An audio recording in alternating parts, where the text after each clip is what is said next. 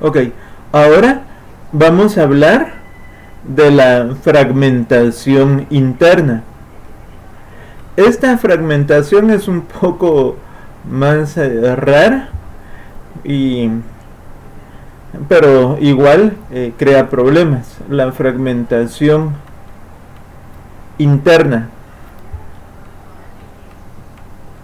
Vamos a ver. Primero dibujemos nuestra memoria. Eso es la parte del sistema operativo. Y acá tenemos la parte de la parte del usuario, ¿verdad? Y acá siempre vamos a tener los bloques libres y bloques ocupados. Entonces vamos a marcar primero los bloques ocupados, porque la fragmentación interna ocurre inicialmente en un espacio libre. Entonces aquí estamos asignando los espacios ocupados.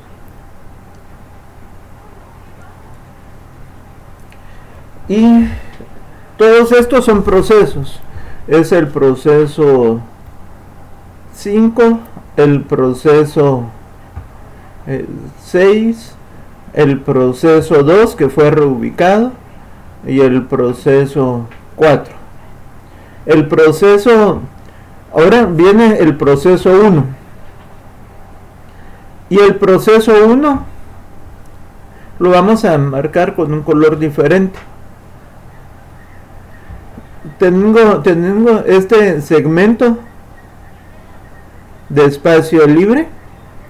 Aquí tengo este segmento de espacio libre. Aquí tengo otro segmento de espacio libre. Y aquí tengo otro. Entonces, el proceso 3, que es el proceso que voy a asignar, no cabe aquí. Tampoco cabe acá. Mucho menos cabe aquí. Y aquí tampoco cabe.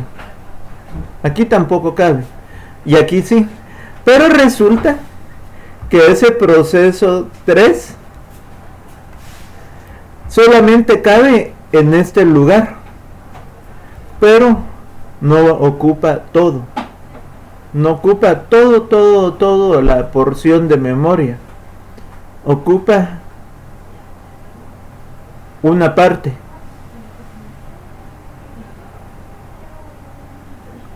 Entonces, aquí está el proceso ocupando este bloque de memoria. Pero hay un problema. Y el problema es que no lo ocupó todo. No lo ocupó todo. Y nunca lo van a ocupar todos, por lo general. Nunca. Entonces, aquí, ¿qué es lo que ocurrió? Que dentro de este bloque vacío que había un bloque vacío. El proceso 3 que entró, y que solamente aquí cabía el proceso 3, porque si ven aquí el área es más pequeña aquí que acá y pues sobre todo aquí. Entonces, el único lugar donde cabía era en el bloque más grande, pero no lo ocupó todo. Entonces aquí hay una porción de memoria sin ocupar.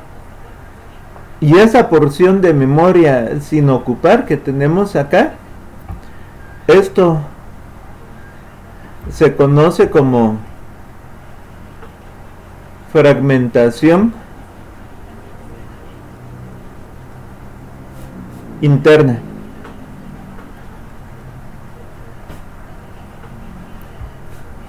Entonces, y a la larga es fragmentación, porque lo que pasa es que tenemos siempre bloques de memoria libre intercalados con bloques de memoria ocupada. ¿Cuál es más dañino? ¿La fragmentación interna o la externa? Los dos son dañinos, pero quizás la mayor sea esta, la fragmentación interna, porque con la fragmentación externa tenemos bloques grandes, tenemos bloques grandes de espacio libre, mientras que con la fragmentación interna vamos a tener bloques pequeños de memoria libre. Entonces, si lo vemos, si lo comparamos, la fragmentación externa nos va a producir grandes bloques de información, grandes bloques de espacio libre, mientras que la fragmentación interna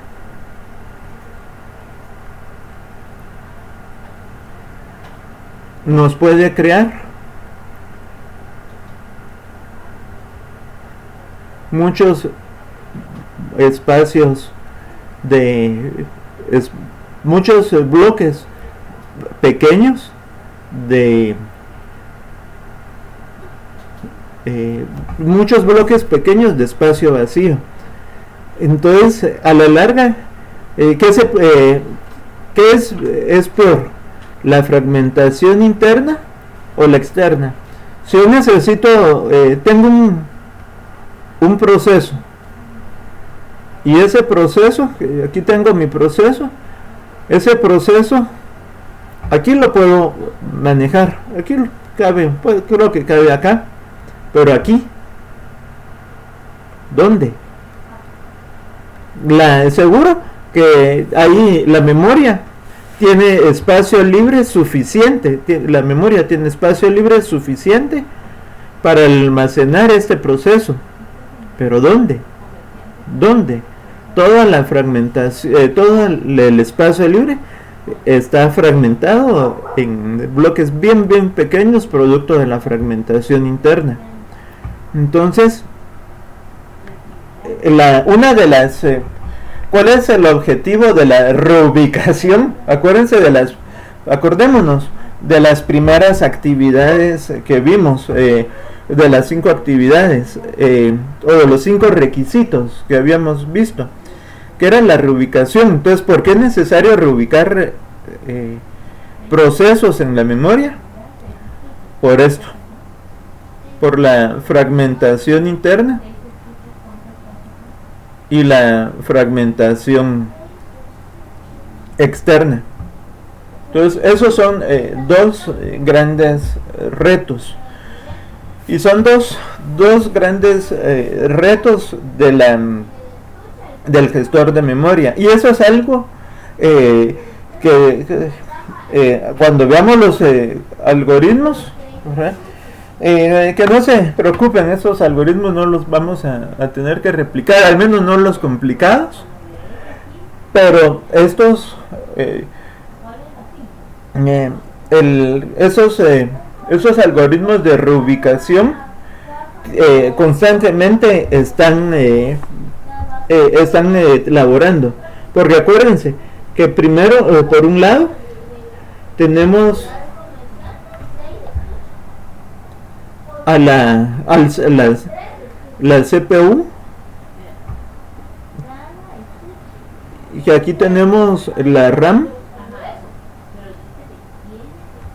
y tenemos varios procesos, ¿verdad? Proceso 1, proceso 2 y proceso 3, aquí el segmento del sistema operativo. Entonces aquí tengo un proceso, el proceso 1, el proceso 2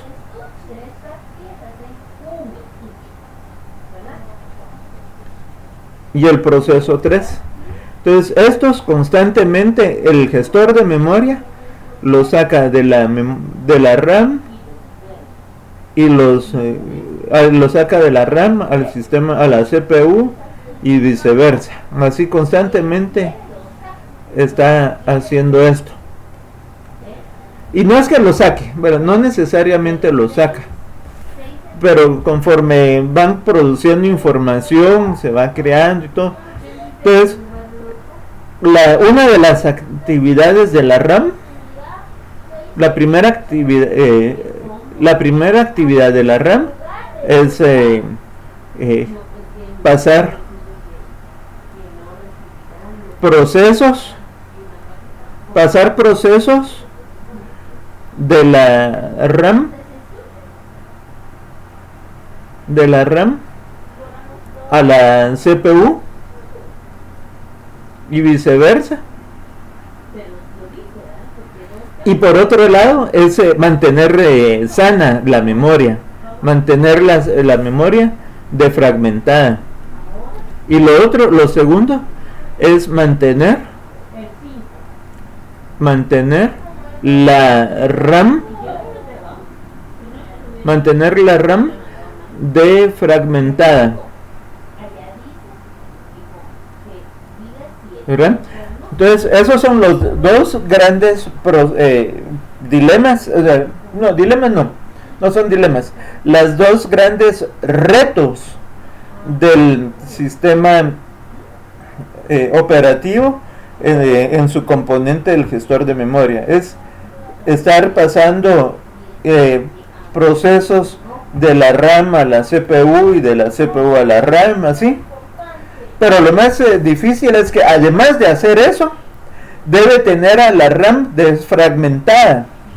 Esa RAM la tiene que tener desfragmentada, siempre, para que siempre haya espacio suficiente para los nuevos archivos, para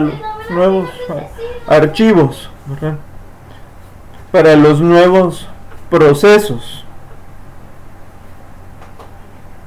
Entonces ese es uno de los principales retos, ¿verdad? Ahora vamos a ver un método, que ese método es un método que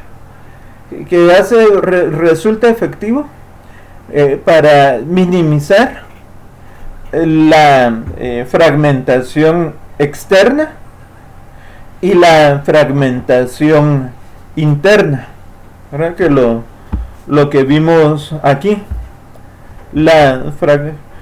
ese método que vamos a ver es un método de partición de memoria. ¿Recuerdas que partición es asignar bloques, ¿verdad? Asignar bloques es partir la memoria en bloques para asignarlos a los procesos.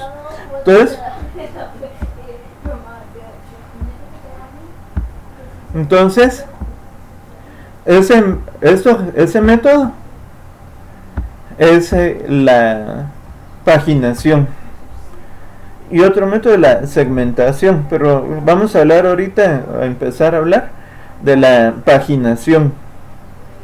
Entonces la paginación es dividir a la RAM en páginas.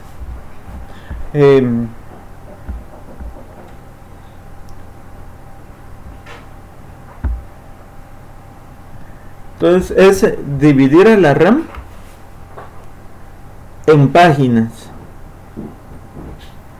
Entonces creamos a la RAM, la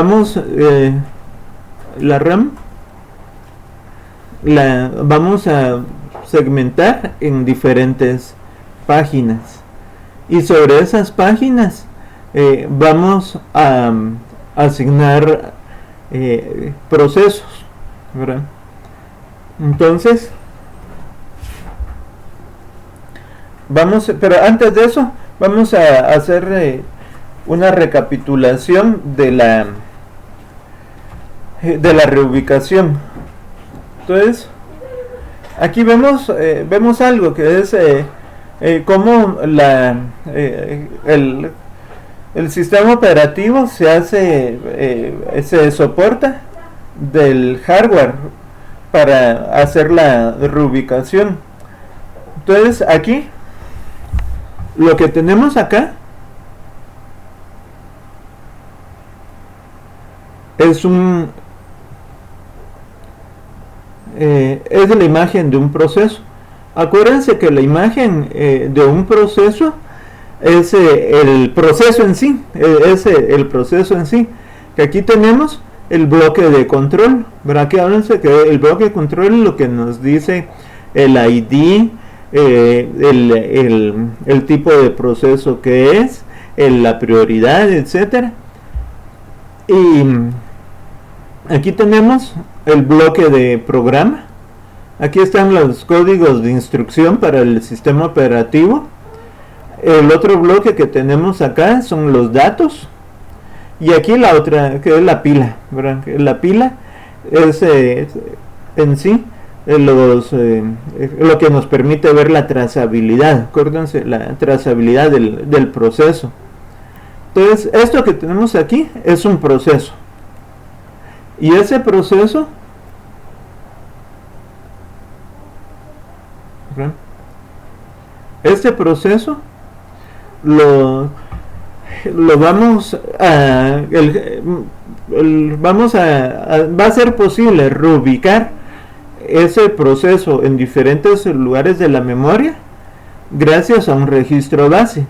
Y ese registro base es un registro que apunta al inicio de la imagen, ¿verdad? Tenemos también algo que se llama la dirección relativa. Eso vamos a ver más adelante, que hay dos tipos de memoria, la memoria relativa y la absoluta. La relativa es la información,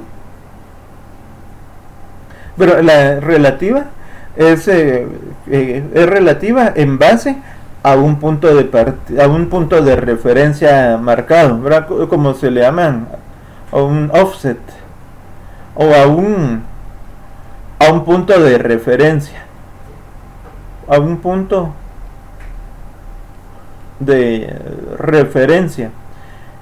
Y la absoluta es la dirección global, o sea, es qué porción del gran vector ocupa. Entonces, el registro base es el registro que va al origen. Entonces, la dirección relativa utiliza un sumador. Ese sumador viene siendo la dirección de el factor de incremento. O sea, si tengo, acuérdense que es lineal. Entonces, de un punto de referencia, ¿cuánto se le suma? Ese es el sumador que para llegar a una dirección en particular. Y aparte de eso, tenemos el registro, un comparador. Y ese comparador sigue siendo una dirección, indicadores de dirección que nos indica algún dato en particular. Por otro lado están los registros valla. Y ese registro valla es el que pone fin al bloque de datos y nos dan el lugar donde está el bloque de pila. Entonces, todo esto es dinámico. Y a través de una dirección relativa, un registro base, el sumador, el registro de valla y el comparador, es posible realizar la reubicación de archivos. Y se me olvidaba la interrupción. La interrupción ocurre cuando el proceso, acuérdense, el proceso está esperando una actividad lenta. Entonces el proceso se bloquea a la espera de una interrupción del sistema operativo que le diga, mira, ya el proceso, el Bluetooth terminó de enviar el archivo, aquí está el informe y puedes continuar. Entonces aquí vemos las páginas. Entonces esas son páginas y las páginas son bloques de memoria, son bloques de memoria, de memoria libre, ¿verdad?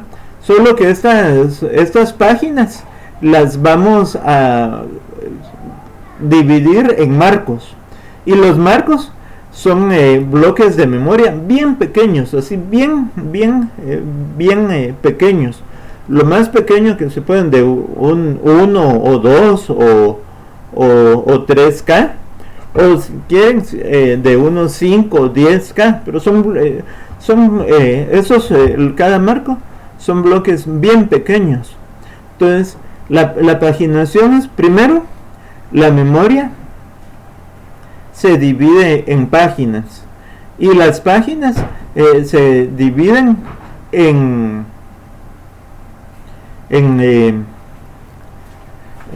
las páginas se dividen en marcos. Entonces, ¿qué pasa?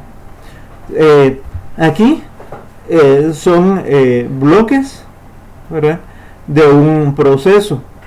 Entonces, el proceso A ocupa 4 marcos, ¿verdad? De 0 a 3 ocupa 4 marcos, y está de 0, 1, 2 a 3. De ahí se carga el proceso B, y el proceso B se carga en los marcos 4, 5 y 6. Entonces aquí, con estos marcos, como pueden ver, al dividir la memoria en páginas, dentro de cada página no hay fragmentación externa. No hay fragmentación externa. Ahora viene acá el proceso C. El proceso C se carga, y ocupa los marcos 7, 8, 9 y 10. Ahora el proceso B sufre un intercambio. El proceso B deja de estar en esta área en la que estaba, y entonces los marcos 4, 5 y 6, los marcos 4, 5 y 6 se liberan. Pero en el siguiente tiempo se carga el proceso D, y el proceso D, pues ahí es donde les digo, con la paginación ya se fragmentan los procesos, porque el proceso D ocupa los marcos 4, 5, 6, 11 y 12. Entonces este proceso D está fragmentado, pero no hay fragmentación interna. ¿Sí ven? Todos los bloques ocupados están en tiempo continuo. Todos los bloques están ocupados en tiempo continuo. Y el bloque, el segmento de información libre está continuo también. Entonces aquí va a pasar algo, que si yo quiero cargar un proceso A, B, C, D, E, si yo quiero cargar un proceso E, aquí en esta página ya no puedo cargarlo en esta página, porque si el proceso ocupa 8 marcos,